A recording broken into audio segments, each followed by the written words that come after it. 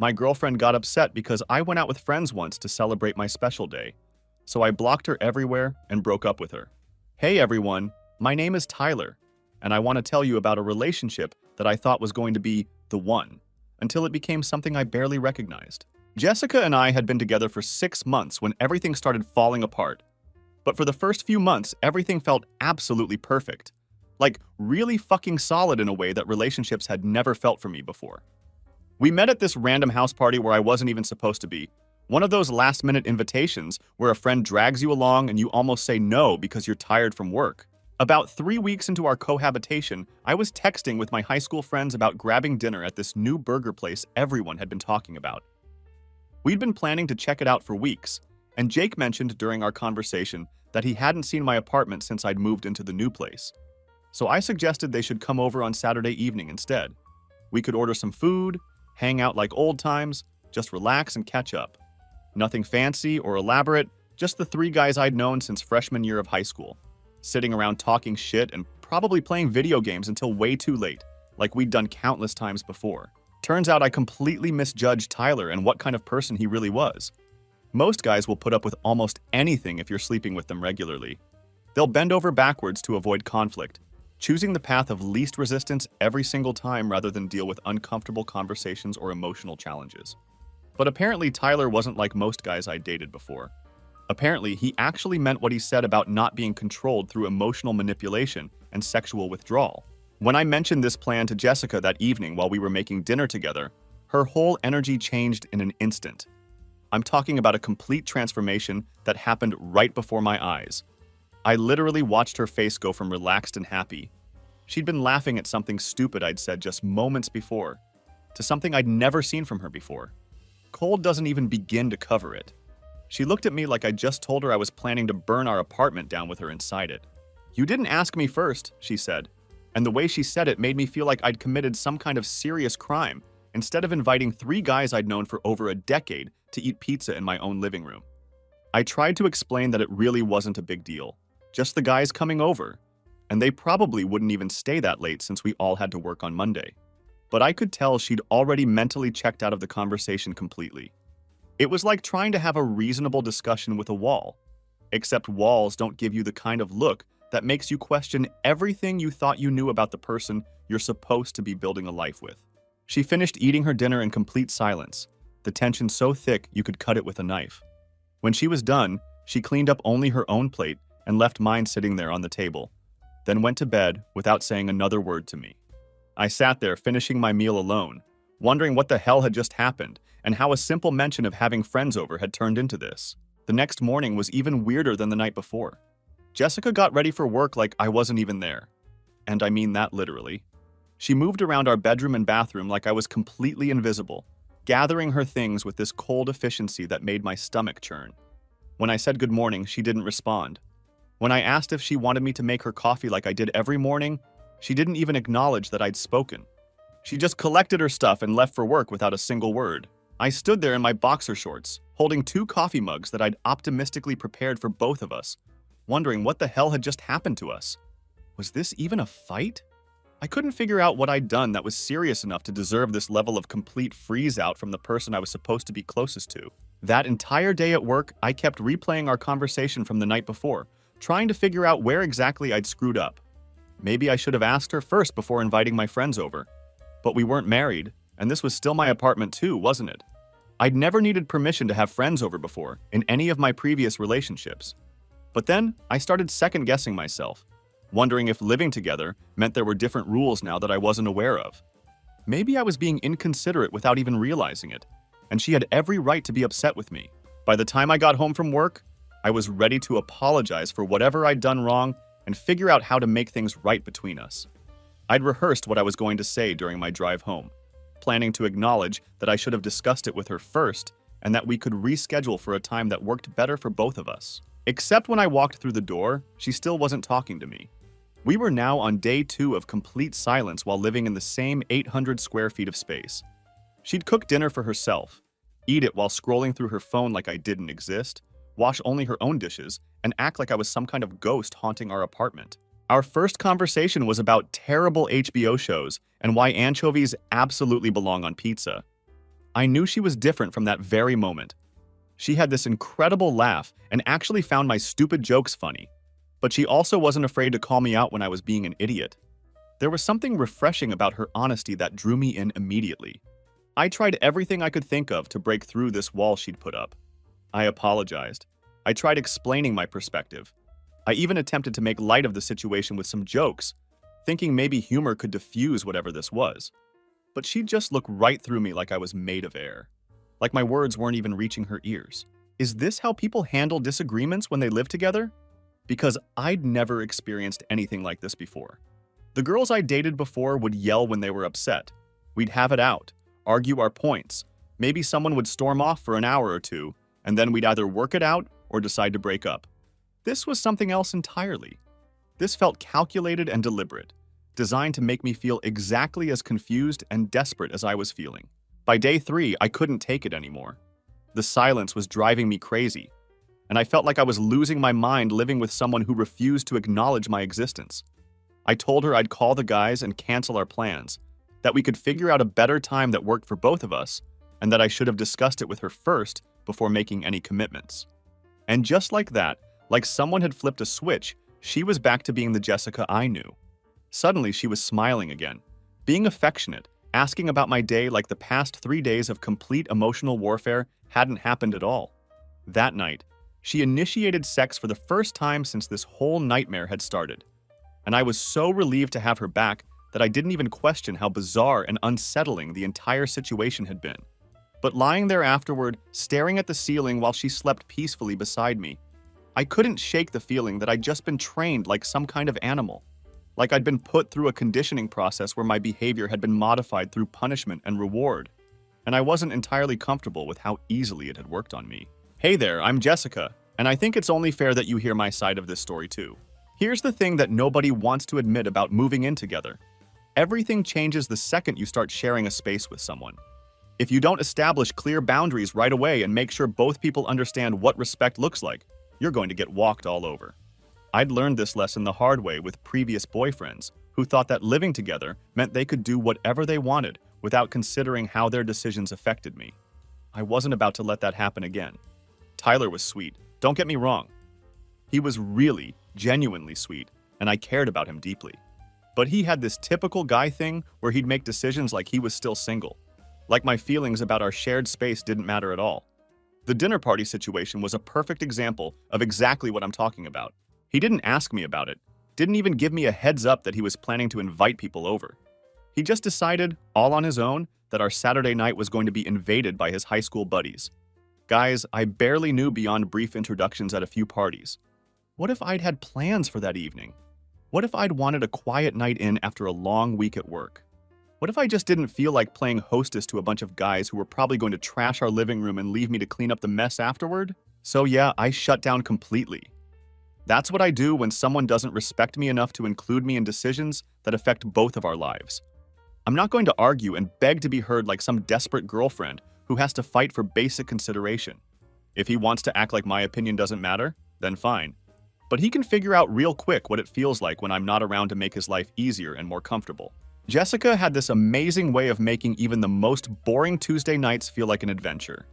We'd end up having these deep conversations that would stretch until 3 in the morning, talking about everything and nothing all at once. The chemistry between us was incredible, not just physically, but emotionally too. I'm talking about the kind of connection where you're both completely present with each other, not just going through the motions like I'd done with other girls in the past. No good morning coffee made exactly how he likes it. No dinner conversation. No pretending that everything's okay when it's clearly not. People love to act like the silent treatment is some kind of cruel manipulation. But honestly, sometimes it's the only way to get through to guys who refuse to actually listen to what you're saying. Words clearly weren't working with Tyler. Every time I tried to express concern about something, he'd just brush it off and tell me it wasn't a big deal, making me feel like I was being overly dramatic for wanting basic consideration in my own home. But when I stopped engaging entirely, when he couldn't rely on me to just smile and go along with whatever he decided without consulting me, suddenly he started paying attention to what I was actually trying to communicate. And look, I wasn't trying to be cruel or anything like that. I just needed him to understand that we're supposed to be a team now, that major decisions affect both of us, and that completely ignoring my input has real consequences.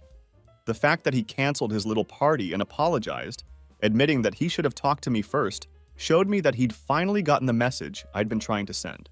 When he apologized and acknowledged that he should have included me in the decision-making process, I knew we could move forward and actually be stronger as a couple because of working through this conflict. Living together successfully means you're building something together, and that requires mutual respect and consideration from both people involved. My ex before Tyler never understood this fundamental concept about partnership and mutual respect. He'd invite people over constantly without checking with me first, make all kinds of plans without even pretending to care about my schedule, and treat our apartment like it was his personal bachelor pad where I just happened to sleep sometimes. I spent 2 miserable years feeling like a guest in my own relationship, always having to accommodate his schedule, his friends, his priorities, while my needs and preferences were treated like they didn't matter at all. Never again was I going to let myself become invisible in my own life. The physical intimacy aspect is deeply connected to all of this, whether people want to admit it or not. When someone disrespects you, dismisses your feelings, and makes you feel small and unimportant, how are you supposed to feel emotionally close to them? Sex isn't just something you do regardless of how you're being treated by your partner. It's supposed to come from genuine connection, from feeling valued and cherished by the person you're with. When Tyler ignored my feelings about the dinner party situation, it created this huge emotional distance between us. Of course, I didn't feel like being intimate with him until we'd properly worked things out and he'd shown me that he understood why I was hurt. I've never understood women who fake it, who pretend everything's fine when their partner has just hurt them, just to keep the peace and avoid conflict. That's not authentic, and it definitely isn't healthy for anyone involved. If I'm upset with you, you're going to know it, and we're going to deal with the underlying issue before we get back to our normal routine. That includes physical affection and intimacy. I'm not going to kiss you goodnight and act loving when you've just shown me that my feelings don't matter to you at all. But here's what I realized after we worked through that first major incident. Tyler actually listened to what I was trying to tell him. He genuinely changed his behavior based on our conflict. He started checking with me before making plans that affected our home, asking for my input instead of just assuming I'd be okay with whatever he decided. That's real growth. That's maturity. And that's exactly what a genuine partnership should look like. Our relationship got so much better because of working through this challenge together. The makeup sex that night was absolutely incredible because it came from a real place. From him showing me that he respected me enough to actually change his behavior and consider my needs. She'd show up at my place after work, still wearing her scrubs from the veterinary clinic where she worked, her hair all messy from a long day. But somehow, she was still the most beautiful woman I'd ever seen. We'd order takeout from whatever place we were craving that night and binge-watch shows on Netflix. But more often than not, we'd end up turning off the TV and just talking instead. It felt easy in a way that relationships had never felt easy for me before. Like we just naturally fit together. My mom always told me that you teach people how to treat you in the first few months of any relationship, whether it's romantic or otherwise. If you let someone walk all over you early on and establish that pattern, they'll keep doing it forever because they've learned that there are no consequences for disrespecting you. But if you set clear boundaries and stick to them, if you show them that disrespecting you has real consequences, they learn to treat you better over time. It's not manipulation. It's just basic human psychology and healthy relationship dynamics. The thing is, I could tell that Tyler actually appreciated having someone who wouldn't just roll over and accommodate his every whim without question. His ex-girlfriends, from what he'd told me about his past relationships, were all the type to just go along with whatever he wanted without ever challenging him or making him consider someone else's perspective. None of those relationships had lasted very long, and where's the challenge in that kind of dynamic? Where's the growth and development that comes from being with someone who pushes you to be better? I was helping him become a better partner by teaching him to consider someone else's needs instead of just focusing on his own desires all the time. After we worked through the dinner party situation, everything felt so much more balanced between us. Tyler started asking for my opinion about weekend plans, checking with me before committing to having friends come over, and actually considering my schedule before agreeing to social obligations. We began making decisions together, like actual adults, instead of him just assuming I'd fall in line with whatever he wanted to do. Our communication improved dramatically. Our intimacy deepened in ways I hadn't expected, and I felt like we were actually building something real and meaningful together. This was what a mature relationship was supposed to look like. two people working as a team instead of one person calling all the shots. Don't get me wrong, it wasn't always easy for either of us. Sometimes I could see Tyler getting frustrated when I needed time to process things, when I couldn't just bounce back immediately after a disagreement like nothing had happened. But that's the fundamental difference between a mature relationship and just playing house together. Real partnerships require real work, genuine communication, authentic respect for each other's emotional needs, and the willingness to grow and change. If someone can't handle that kind of emotional investment, if they want a girlfriend who'll just smile and nod and never challenge them to be better, then they're simply not ready for the kind of deep, committed relationship I was offering. A few weeks later, Tyler got the promotion he'd been working toward for over a year. He was promoted to senior account manager with a decent raise and his own office with an actual window instead of that fluorescent nightmare he'd been stuck in before. I was genuinely excited for him when he called me right after his boss gave him the news. His happiness was infectious, and I was proud of how hard he'd worked to earn this recognition. We made plans for a nice dinner that weekend to celebrate this milestone. Maybe that Thai place I'd been wanting to try for months. Everything felt normal and good between us. Our communication had improved so much since working through our first major conflict, and I thought we'd really learned how to navigate disagreements in a healthy way. Then Tuesday rolled around, and Tyler's work buddy Carlos mentioned that a few people from the office were planning to grab drinks on Thursday to celebrate the promotion. Nothing crazy or elaborate, just the usual crowd from his workplace hitting up that sports bar near their office for a couple of hours after work ended at 5. So when my lease was coming up for renewal, the idea of moving in together seemed like the most natural next step in the world. She'd been practically living at my place anyway. Her toothbrush had a permanent spot on my bathroom counter. Half her clothes had somehow migrated into my closet, and that expensive face cream she was always worried about leaving behind had claimed its own shelf in my medicine cabinet. Plus, her roommate situation was getting increasingly weird with some drama I never fully understood. It involved passive-aggressive notes about dishes and someone's boyfriend staying over too much. Tyler figured he'd mention it to me when he got home that evening, probably planning to see if I wanted to come along or if I had other plans for Thursday night. But the second he brought up this work celebration, I could feel the temperature in the room drop about 20 degrees. I got that familiar feeling again, the same one from the dinner party incident. There was this slight tightening around my eyes, and my whole body went rigid as I processed what he was telling me. It felt like he'd just announced he was planning to rob a bank instead of simply having a beer with his coworkers to acknowledge his professional success. "Why do you need to celebrate twice?" I asked, and I could hear the edge in my own voice that made his face change immediately. Tyler tried to explain that it wasn't really celebrating twice, but more like celebrating with different groups of people. He said that our quiet dinner was the most important celebration to him, but that it would also be nice to acknowledge this achievement with the people he worked with every day, the ones who'd supported him through the process of earning this promotion. But I could already tell he wasn't really hearing what I was trying to communicate to him. He wasn't even attempting to understand where I was coming from, or why this might be hurtful to me.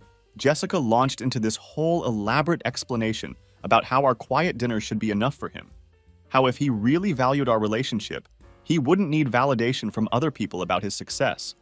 She told me it hurt her feelings that I wanted to share this important moment with anyone besides her, like celebrating with my coworkers somehow diminished what we had together. And honestly, for a hot second, I almost bought into her logic completely. I almost started feeling genuinely guilty for wanting to grab a drink with my colleagues, almost convinced myself that maybe she was right, and I was being selfish by wanting to acknowledge this promotion with the people I spent 40 hours a week with. But then something clicked in my brain, and I realized this was the exact same script as the dinner party incident, just with different details plugged in. The cold treatment, the guilt trip, the implication that I was somehow choosing other people over her when all I wanted was to exist in the world like a normal human being with normal social connections. I realized that I'd been walking on eggshells for weeks now, constantly checking with her before making any plans, second-guessing every social interaction, slowly cutting myself off from friends and coworkers because it was easier than dealing with her moods and emotional reactions. So when she started the silent treatment that night, when she made herself dinner for one and ate it while completely ignoring my existence, I didn't chase after her like I had before. I didn't apologize or try to explain myself or beg her to talk to me like some desperate boyfriend. I just made my own dinner, watched TV like nothing unusual was happening, and went to bed at my normal time. We found this decent one-bedroom place in a better neighborhood than either of us could afford on our own. I remember thinking to myself that this was it. This was me finally taking the next step and being an actual adult in a real, committed relationship. Everything felt like it was falling perfectly into place. Thursday morning came around, and she was still giving me nothing. She got ready for work in complete silence, gathering her things with that same cold efficiency I remembered from our first fight, and left for work without saying goodbye. But instead of feeling panic like I had before, I felt this weird sense of relief, like a weight had been lifted off my shoulders. Thursday evening arrived, and she was still playing the freeze-out game with full commitment. She was cooking meals for herself, sleeping in the guest room we'd set up for visitors, and acting like I was some stranger she happened to be sharing living space with. But here's the thing. I went to drinks anyway. I told Carlos and the rest of the guys that I'd be there at 5:30 sharp, and I had one of the best nights I'd had in months. We talked about work stuff, argued about stupid movies, debated whether the Heat had any realistic shot at making the playoffs this year. It was completely normal conversation that didn't require me to analyze every word for hidden meanings or potential triggers that might set off some kind of emotional explosion. When I got home around 8 o'clock, Jessica was sitting on our couch looking absolutely furious. I could practically see the steam coming out of her ears, and her whole body language screamed anger and indignation. I knew immediately that she'd been expecting me to skip the entire evening, to come crawling back and apologize for even considering going out and celebrating my own professional success. Instead, I was walking through the door happy and relaxed, probably smelling like beer and chicken wings, completely unbothered by her little performance of wounded feelings and calculated silence.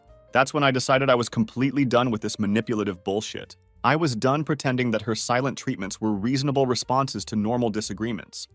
Done feeling guilty for having a life outside our relationship, and done letting her control my every move through emotional manipulation and calculated withdrawal. I sat down across from her on the couch and told her straight up that this was the absolute last time she was going to pull this childish nonsense with me. I said if she had a problem with something I was doing, she could use her words like an adult, and we could have an actual conversation about it. But if she ever tried to punish me with silence and emotional withdrawal again, if she ever tried to make me choose between her and having normal social relationships with friends and coworkers, she could pack her stuff and find somewhere else to live. I told her in no uncertain terms that I wasn't going to be manipulated anymore, that I wasn't going to sacrifice my friendships and my mental health just to keep her happy and avoid these ridiculous conflicts. The look on Jessica's face was absolutely priceless. Complete shock. Like she couldn't believe I was actually calling her out on this behavior instead of apologizing and promising to do better. She tried to turn the whole situation around on me, started saying that I was being mean and unreasonable, that she wasn't manipulating anyone, and was just a person who needed time to process her feelings when she was hurt. The first week of living together was like playing house in the absolute best possible way. I remember thinking we'd nailed it. We were like one of those couples you see in movies who just effortlessly blend their lives together. Jessica would wake up before me every morning and make coffee exactly how I liked it. Strong enough to wake the dead with just a splash of that almond milk she'd somehow converted me to drinking. I'd never been an almond milk guy before her, but she made this whole case about how much better it was. And honestly, she was right. But I wasn't buying into that explanation anymore. I'd seen this pattern too many times now to fall for it again. I told her that needing time to process your emotions and using silence as a weapon to control someone else's behavior were two completely different things, and that if she couldn't tell the difference between those concepts, that was her problem to figure out, not mine. I explained that I loved her, but I wasn't going to love her at the expense of my own mental health and independence.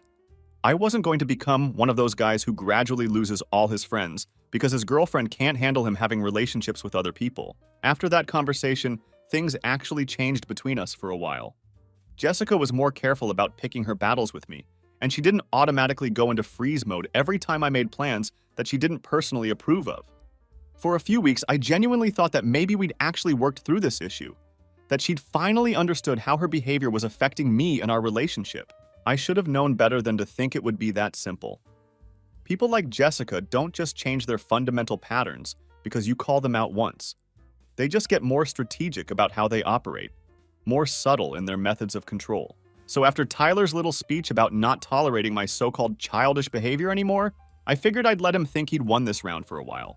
Men absolutely love feeling like they're in control of situations, and honestly, it was kind of cute watching him puff up his chest and act all tough and dominant, but I knew it wouldn't last long. It never does with guys like Tyler.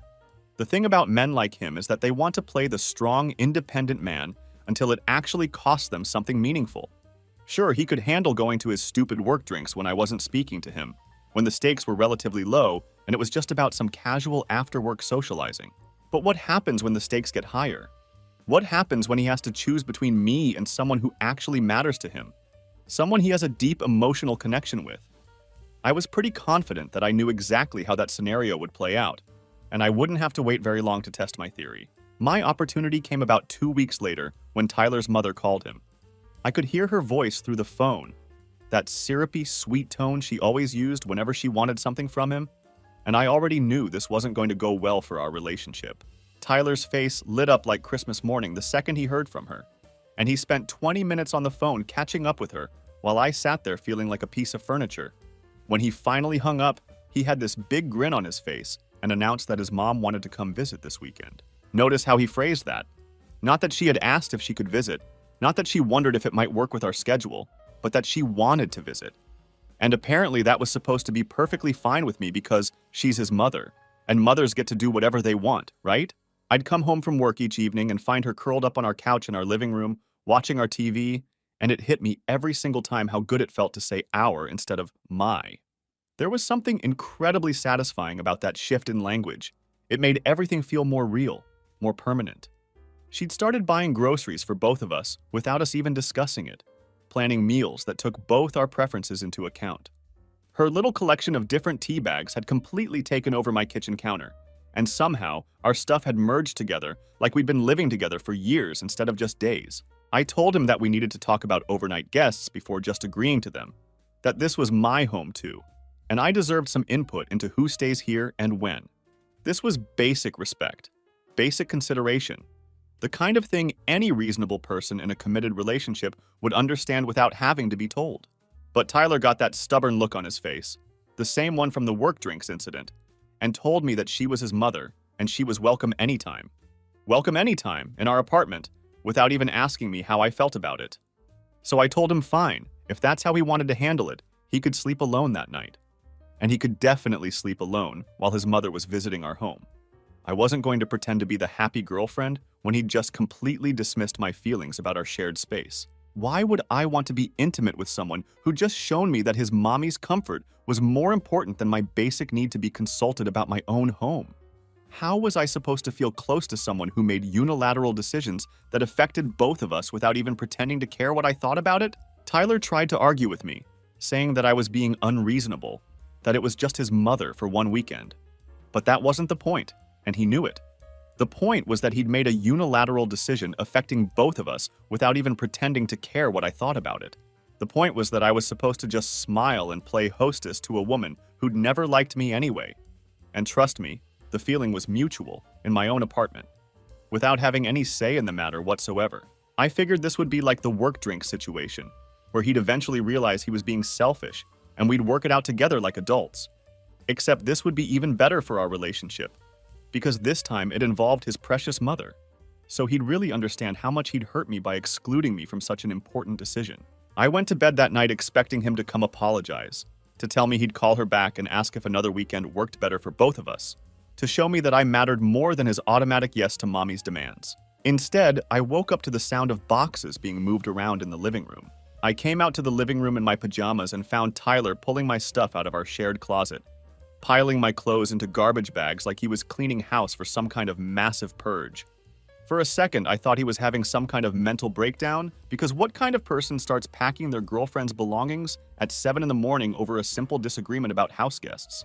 But then something shifted in our dynamic, and I swear it happened practically overnight. Everything had been going so smoothly that what came next caught me completely off guard. But when I asked him what the hell he was doing, he just looked at me with this completely cold expression that I'd never seen from him before. It was like looking at a total stranger who happened to have Tyler's face. He said I had 2 hours to pack whatever he'd missed, and then I needed to be gone from the apartment.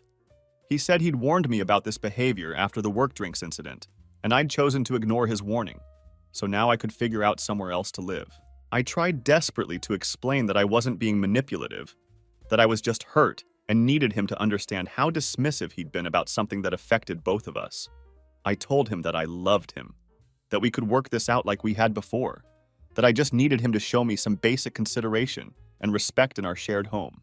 But he wasn't hearing any of it. He just kept packing my stuff methodically, like I was some stranger who'd overstayed their welcome in his space. When I started crying and begging him to just talk to me like adults, to work through this conflict the way couples are supposed to, he said the time for talking was over.